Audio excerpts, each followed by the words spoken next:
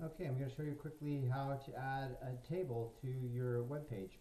First thing you do is create a new page, or you could be on an existing page. In this case, I just created a new page, and I'll just call it table page. I click tab, and it creates the URL for the page.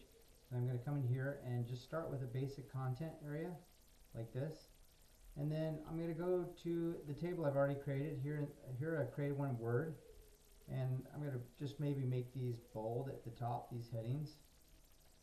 You can use this and select that. Do Control C for copy, or you could do Command C for copy and a Mac. Then I'm going to do paste here, Control V, and there I go. I have my table, and I can go in here and edit it, etc.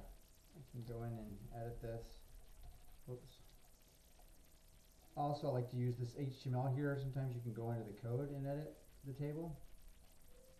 But the best way is just to edit right there. Highlight the area you want to edit. If you're editing the title, just edit right there. Now, if I want to add a table from Excel, I can add another block down here. And I'm going to go into Excel, and here I have another table right here. Already formatted how I want it. Then I'll just come back into here again. I'll just highlight the text I want to paste over, and there's my new table. You can always see the HTML here.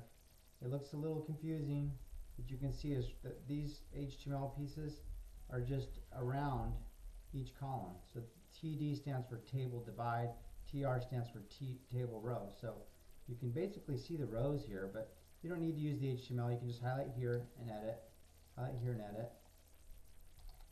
And if I wanted to bold these, I can do Control B and it'll bold them. And that's how you make tables in using Excel or Word to paste to the WYSIWYG editor or the page builder. And I hope that helps.